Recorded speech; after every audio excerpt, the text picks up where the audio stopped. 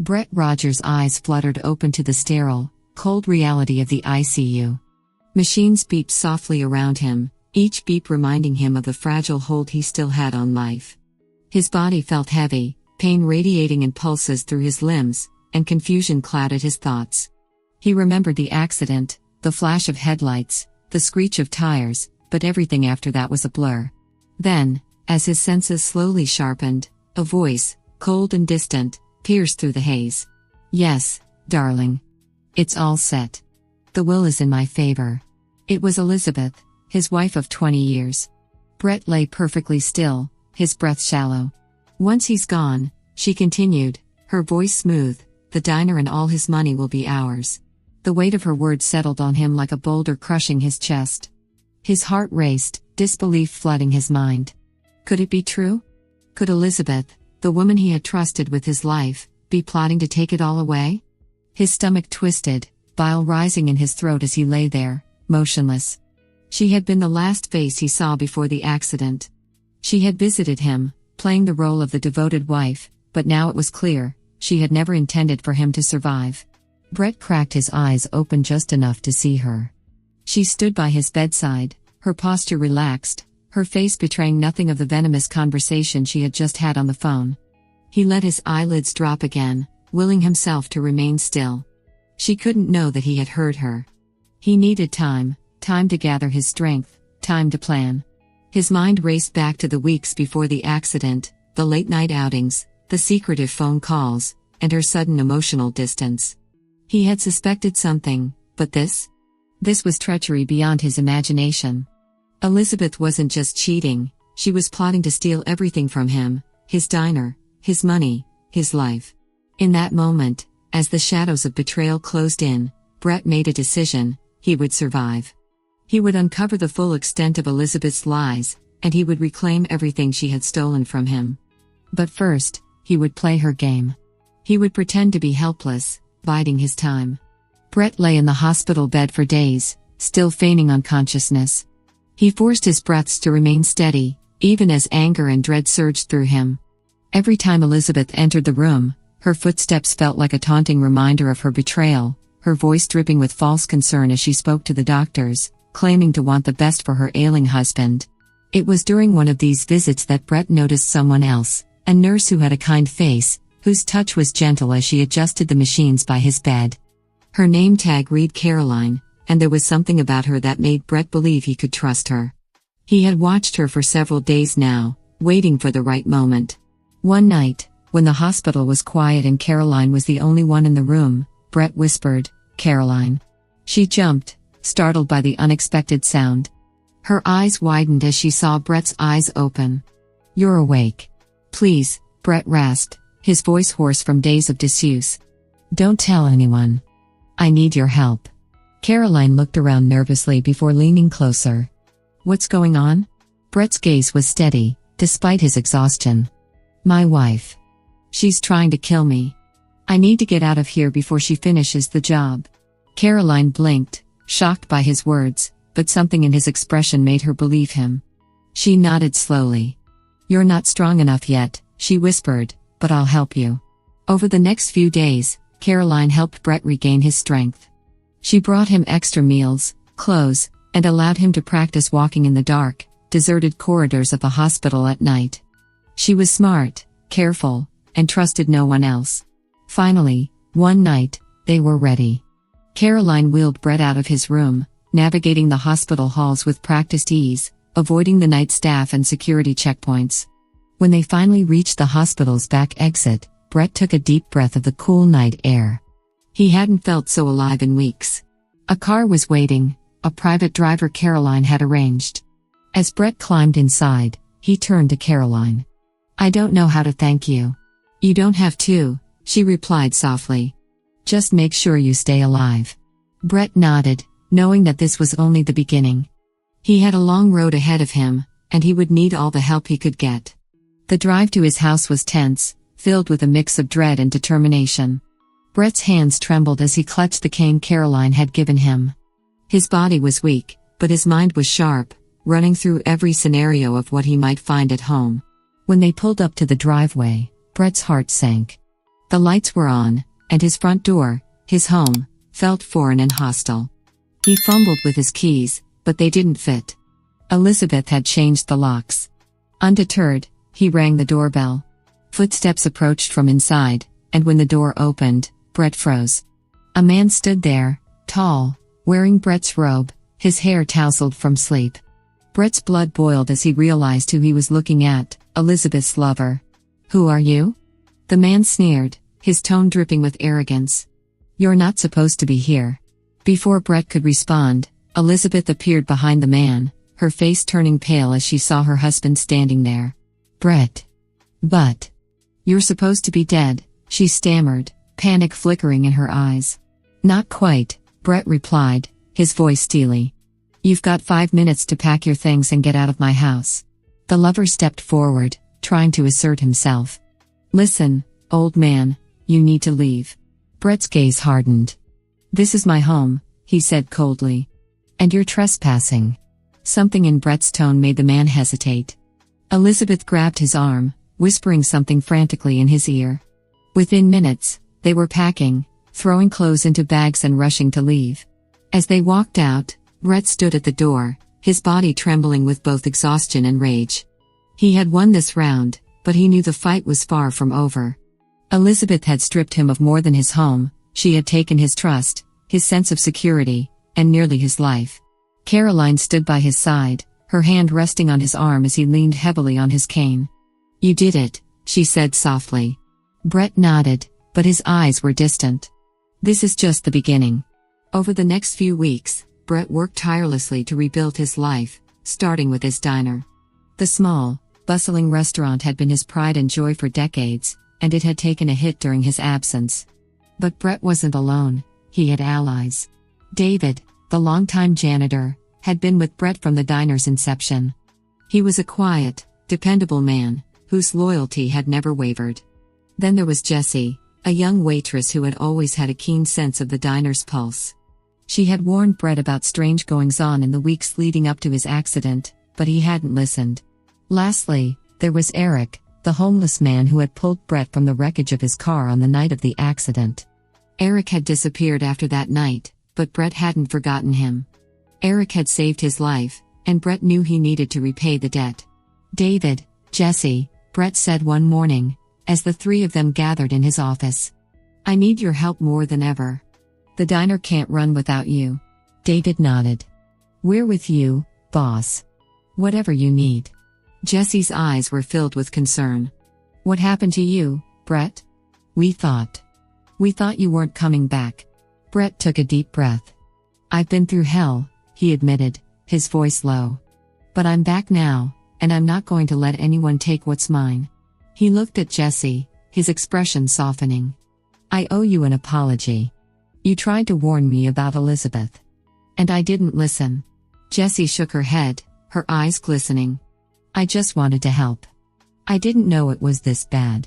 "You did more than help," Brett said. "You saved me." With his trusted team at his side, Brett felt a renewed sense of purpose. He was determined to rebuild his diner and his life, brick by brick, day by day. As Brett worked to regain control of his diner, he knew there was another battle looming. Elizabeth's betrayal went deeper than he had initially realized. He needed proof that she had orchestrated his accident, proof that she had planned to take everything from him. And for that, he needed outside help. Enter Sam Mitchell, a private investigator with a reputation for digging up dirt on even the most well-hidden secrets. Brett had heard of Sam through an old friend, and he knew this was the man who could help him bring Elizabeth to justice. Sam was a grizzled man in his early 50s, with a cynical smile and eyes that seemed to see through lies with unsettling ease. When Brett explained his situation, Sam leaned back in his chair and whistled low. "Sounds like you've got yourself a real piece of work there," Sam said. "But don't worry. If there's something to find, I'll find it." For weeks, Sam dug into Elizabeth's past, tracking her phone records, her financial transactions, and her relationship with her lover. What he found confirmed Brett's worst fears. Not only had Elizabeth been cheating, but she had been planning his death for months. She had even made several attempts to hire someone to sabotage his car, though she had ultimately decided to leave it to fate. When Sam laid the evidence on Brett's desk, The weight of it all nearly knocked the breath out of him. "She tried to kill me," Brett whispered, his hands trembling as he held the documents. Sam nodded grimly. "And she would have gotten away with it, too. But now we have enough to nail her." Brett's mind whirled. He thought of the years he had spent with Elizabeth, the memories they had shared, and how those moments had been laced with deceit. There was no going back now. He had to take the evidence to the authorities. Brett's heart pounded as he stood outside the police station, the folder of evidence heavy in his hands. He was moments away from bringing everything to light: Elizabeth's lies, her treachery, and the proof of her attempt on his life. Caroline stood next to him, her presence steadying him. "I'll be with you through this," she whispered. Brett gave her a grateful nod and took a deep breath, forcing his legs to move forward. The police station loomed ahead, a stark reminder that his life was about to change, again. As he stepped inside, the cool air and smell of disinfectant hit him, heightening his anxiety. Inside, a young officer at the desk looked up, her face polite but disinterested. "Can I help you?" she asked. "I need to speak with someone about attempted murder," Brett said, his voice firm despite the chaos brewing inside him. Within minutes, Brett was sitting across from Detective Karen Turner, a seasoned officer with sharp, probing eyes. Brett handed her the folder, laying out everything Sam had uncovered. With every piece of evidence presented, every dark detail revealed, Brett watched as her expression shifted from professional detachment to controlled shock. By the time Brett finished, Turner closed the folder and leaned back in her chair. "This is damning evidence," she said, her voice steady. "I'll need to verify some of this, but based on what you've shown me, we're looking at serious charges. Conspiracy, attempted murder, insurance fraud, your wife's in deep." Brett's jaw tightened as her words sank in. "I need her behind bars. She tried to kill me, and I won't rest until she's locked up." Turner stood up, signaling the end of the conversation. "We'll begin an official investigation immediately, Mr. Rogers. You've done the hard part, now it's our turn. I'll be in touch." As Brett walked out of the station, Caroline by his side, he felt the weight of months of fear and anger slowly lifting. Elizabeth would soon face the consequences of her actions. But even as he relished that thought, he knew that justice alone wouldn't heal the scars she had left on his soul. That was a journey he'd have to make on his own. The courtroom was packed, the air thick with tension. Brett sat in the front row, flanked by Caroline and his diner family, David, Jesse, and Eric. The trial had captured the attention of the local media, and the small-town courtroom was filled with curious onlookers, their whispers filling the room as they speculated about the shocking betrayal that had unfolded. Elizabeth sat at the defense table, her once cool demeanor unraveling under the harsh light of public scrutiny. Her lawyer, a slick man with a reputation for defending the indefensible, whispered urgently in her ear. But it was clear from the evidence and testimonies piling up against her that they had little chance of winning. Brett clenched his fists as the prosecution laid out the details of Elizabeth's plan, how she had conspired with her lover, a man named Greg Harlow, to eliminate Brett and take control of his diner and finances. Sam's evidence, combined with witness statements, painted a picture of greed, betrayal, and calculated malice. Elizabeth's defense crumbled when Greg, pressured by a deal offered by the prosecution, took the stand and confirmed her role in the conspiracy. His testimony was the final blow, sealing her fate. Brett listened to the words, but his mind drifted back to the moments before the trial. The confrontation outside the courtroom when Elizabeth, still dressed in her designer clothes, had tried to speak to him. "Brett, please," she had begged, her voice trembling. "I didn't mean for any of this to happen. It was all a mistake." Brett had looked at her, feeling the hollowness of her words, the years of deceit radiating from her like poison. "You made your choices, Elizabeth. And now you're going to face the consequences." As the trial wound down and the jury was dismissed to deliberate, Brett braced himself for the verdict. The minutes stretched out painfully, but when the jury finally returned, the foreman's voice was clear and decisive. "We find the defendant, Elizabeth Rogers, guilty on all counts." Brett exhaled slowly, the tension releasing from his body. Elizabeth would go to prison. Justice had been served. As the courtroom buzzed with reactions, Brett turned to Caroline, who smiled softly at him. "It's over," she said. Brett nodded, but deep inside, he knew that the journey wasn't truly over. Justice had been done, but now he had to rebuild the pieces of his life that Elizabeth had shattered. Months had passed since the trial, and life in the small town had settled back into its familiar rhythm. The diner, once a place of comfort and routine, had transformed into something more. It was no longer just Brett's livelihood, it had become a symbol of resilience, of second chances, and of the new family that had grown out of the ashes of betrayal. David, Jesse, and Eric had stepped up in ways Brett could never have imagined. David had taken on more responsibilities, helping manage the business side of the diner, while Jessie had become its heart, her natural charisma drawing in new customers. Eric, after years of drifting, found stability working as a cook, his sharp culinary skills elevating the diner's menu. And then there was Caroline. She had become more than a nurse, more than a friend. She had been by Brett's side through his darkest hours, and now, as they stood on the cusp of a new chapter, Brett knew he couldn't imagine his life without her. One evening, after the diner had closed, Brett and Caroline sat at one of the tables, the soft glow of the neon sign casting a warm light over them. The sounds of the kitchen being cleaned up and the distant hum of the town filled the quiet. "Can you believe how far we've come?" Caroline asked, her voice filled with awe. Brett looked around, the diner alive with memories, both old and new. He took her hand in his thumb tracing soft circles on her skin. "I couldn't have done it without you," he said.